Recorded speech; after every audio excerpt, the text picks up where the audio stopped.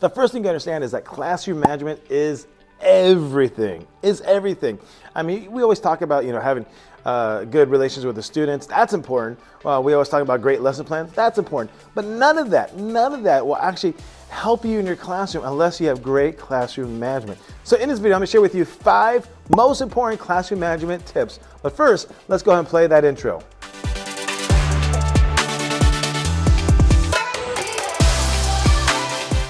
Number 1 is a seating chart. I cannot overemphasize the importance of a seating chart. Now, how I look at this is the battle plans before you go into the war in the classroom. This is what you want to have down before any students even enter your classroom. This is the first line of defense. Because what's going to happen is this, once you get to know your students, you're going to know which students might cause some sort of issues in your class. Maybe if they're together or by themselves, whatever else it might be. And so you want to strategize for that. So if a student is a problem or a concern, you might want to remove them from sitting next to somebody else. That's a strategy. That is just a strategy of classroom management. Another part of that is also how your classroom is organized, your seating arrangement. Now, if you are having difficulties with classroom management, I would recommend you do not group them up. You do not put them in groups, because that in itself basically invites more conversation between students, which is a good thing if that's your goal, and is a good thing if you have good classroom management. But if that's a little bit of a struggle, I would not recommend groups. I would basically put them in rows, the old-fashioned rows. Now, I know today that's kind of looked down upon a little bit by some places, but if classroom management is your thing, you got to make sure that is there first before you do work on any kind of collaboration or anything else. So might want to go with some sort of rows. That's a good possibility. Number 2 is have something for students to do the moment they walk in. I call it a warm-up, you might call it a bell ringer, but students should be conditioned, and you got to practice as students. And in fact, I would say probably the first week of my school year, I go over this. I think this is so important. I spend an entire week on this. I call it my warm-up procedures. And so I have like maybe 5 different basic warm-ups I'll use throughout the year. But I train that from the very, very, very beginning. Because what happens is the first 5 minutes sets the tone of the class. So the first 5 minutes are chaotic. Your rest of the class period most likely is going to be chaotic. But if your first 5 minutes are organized, structured, and it's conducive to learning, that's most likely how the rest of your period is going to go. So the first 5 minutes sets the tone for the rest of the class period. And so what I like to do is have something for students to do as the moment they walk in. And so it should be to the point where you don't have to say a word. The first 5 minutes, you should be able to conduct class without you having to say a word to the students. And so I'll have something on my big TV screen there of the directions. It may say, go ahead and label your paper this.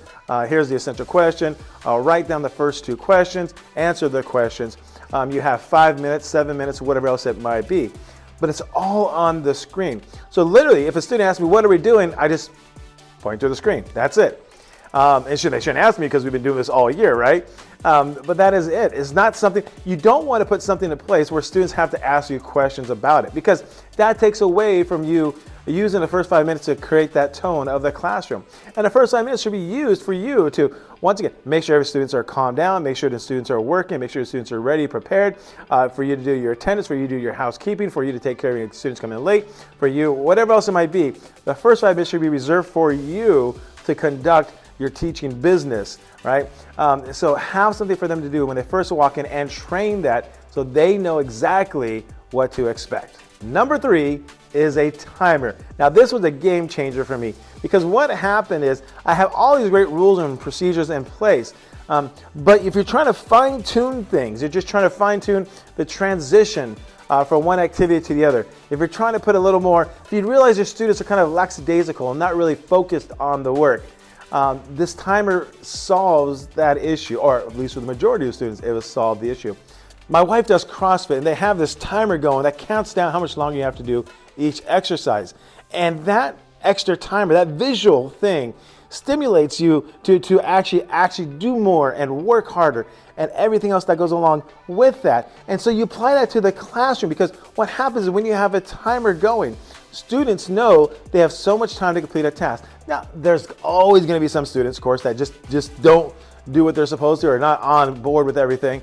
But I'm talking for 95% of the students, they see that timer going, they're like, oh, I better hurry up. Oh, I better hurry up. And they don't waste time like they used to. So this timer thing was a game changer for me. In fact, back to my whole entire warm-up thing, I have it on there. You only have 5 minutes to complete the activity. And the moment students walk in, there's that timer going. And trust me, some people might be concerned that it might create some sort of stress. Just the opposite. I mean, think about your own life, right? You have time schedule for everything. For your class period is an overall time structure, right? First period, second period, third period, go this time, this time. If you create anything, a doctor's appointment, everything else, that extra component of time in there creates and stresses the importance of staying efficient and working towards a task. So just have some sort of timer, a visual timer, counting down things. And I'll use this for my warm-up. I'll use this for different activities. I'll use this as a transition. Anything that I want to make sure goes smoothly into something else, that's what the purpose of this timer is for. So have some sort of timer in your classroom. Number 4, overplan. The worst thing as a teacher is, you're doing your lesson and then you're done with the lesson, you realize you have 15 minutes more of class and you're like, oh my gosh, what am I going to do? It is my belief that, as the saying goes, idle hands are the devil's playground.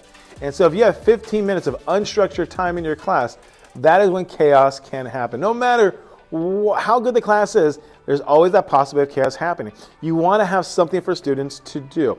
If you do want students to have a break or relax, plan it out, structure it. Put that timer up again, right? Boom, there's a timer. You got 5 minutes just to relax, whatever else you want to do. But if you don't plan for that time, you can see things quickly unravel. So overplan.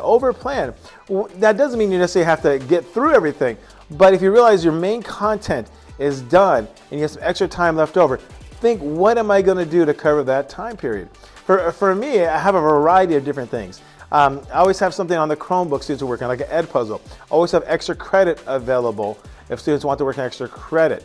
I also have different worksheets that students can do if they want to get some extra credit. And so I use that time period as a way to reinforce the material, but at the same time, it's going to go help them for their grade as far as extra credit may go. And then when I have my notes, I actually have a section at the end of my notes that say, hey, read this book and take some notes out of the book. Because sometimes, depending upon the class, my notes might go longer or shorter. But once again, you need to plan for that.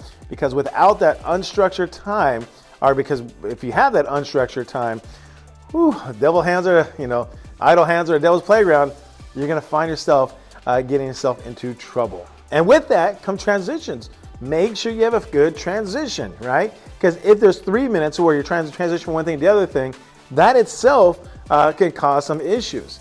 And so the transition, how I like to handle transitions, I have my timer going first of all, right? Sometimes I have a timer going. But if I have to pass out paper, I make sure I structure my lesson so that I'm passing out the worksheet before I collect the other one, or passing the worksheet as we're finishing up the first one. There should not be a time where students sit there with nothing to do. So structure your transitions as well to make sure everything runs smoothly.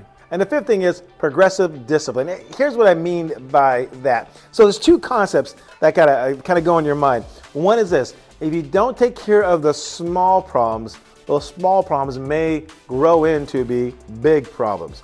So you got to take care of the small problems. And the second part of it is you got to take care of the small problems or address the small problems right away. A good template is this, and this is how when I do my coaching sessions, I kind of say this. I'll say, you'll know if your classroom management needs some help, or you'll know where that thermostat is at for your classroom management. Because if you go home feeling like the students got the better of you, you go home feeling exhausted that I can't believe they did this and this, you have to make sure you structure your classroom management better. You have to make sure that you hold students accountable more and consistently. And so when I get asked, well, what is the right thing or wrong thing to do? The answer is, what are you comfortable with? And I could go into a classroom and students can be going around crazy, but that's okay with the teacher because that is how they like to run their class. Or I could go in another classroom, students are just sitting there quiet. That's how that teacher likes to run the class. So each teacher is different, and that is okay. But you have to identify where you are at, and then you do not let kids get past that level of unstructured or past the level of classroom issues. And so deal with the problems as soon as they happen and take care of the small stuff. So I'll give you an example. The small thing is a student needs to use the restroom. Oh, of course, right? Everybody uses, I need to use the restroom. We need to use the restroom, so that's okay. But if a student goes once, and then next day another time, and another time, and so they're out of your class every single day, and they are gone for more than 20 minutes, that's an issue, all right? So the small thing is the classroom, the small thing is using the restroom, that's the small thing. But we have to solve that issue before it escalates to something bigger and more of a problem. So for example, in my class, I tell the students this: you have 3 hall passes per quarter. That's how I solve that issue. And I keep track of it, 3 hall passes per quarter. I tell them anything after that would be a detention. Now, I'll be honest with you, if they really have to go, it's really an emergency, then I try to avoid that detention at all costs, because it's kind of a, I don't want to punish them for having to go to the restroom. But putting that in place though, that deters it from going into a larger problem. Another example of a small problem. A small problem might be a student needs to go sharpen their pencil, right? Of course, right? I want them to work. But what happens is, if a student gets up to sharpen their pencil, if they just get up and start walking around, that could be an issue. So that might be something you have to address. But let's say they raise their hand and they get up to sharpen pencil, but as they're walking to sharpen their pencil, they're poking somebody or touching somebody or doing something, that creates a bigger problem. If I don't address that right away, that can easily turn into, next thing you know, both of them are messing with each other. The next thing you know, that could actually turn into something more aggressive, and maybe an argument or a fight and everything else. So I have to deal with it right away. As soon as I see it happens, I have to deal with it. And how you deal with it, that's the progressive discipline. I mean, I wouldn't want to give a student a detention just because they poke somebody, because I would have 100 detentions a day, right? So you want to have progressive discipline. What I mean by that is start kind of small. First of all, the biggest deterrent for behavior is not necessarily the consequence, the magnitude of the consequence. That's not the biggest deterrent for behavior. The biggest deterrent for behavior is the likelihood that a student's going to be called out on it, or the likelihood that they're going to get caught. So don't think you have to have a big consequence to deter the behavior. You just have to hold the kids accountable and be consistent with that. So, for example, if a student pokes another kid with a pencil, I might just call them out and say, hey, John, don't be doing that in this class. Or I might put their name on the board and say, see me after class. Now, I don't want to issue a lunch detention for that. Once again, I just want to call them out, let them know that I know what's going on, and then somehow we're going to have a quick conversation about that. It might be right then and there, don't do that in my class, or it might be seeing you after class and we talk for like 1 minute. But you want to start somewhat small. Now, you know, as you get going, which kids are respond to the different consequences, right? So the idea is you want to apply a consequence, the smallest consequence possible to alter or change that behavior. It may be just calling their name out. It may be an after school detention. It may be a 5-minute lunch detention. It may be a call home. But have a progression for that. Start kind of small, just calling them out, maybe name on the board, maybe see me after class, maybe, hey, come in 5 minutes for lunch detention, maybe come 15, half an hour, or a call home, whatever. You got to figure out that progression, how you want to work it. I have one in my classroom, but figure that out. And start with the smallest one first until you see a change in that behavior. Once you see that change in behavior, then that's kind of the point where you know you can address the kid at. So, but once again, that is the 5th thing, a progressive discipline.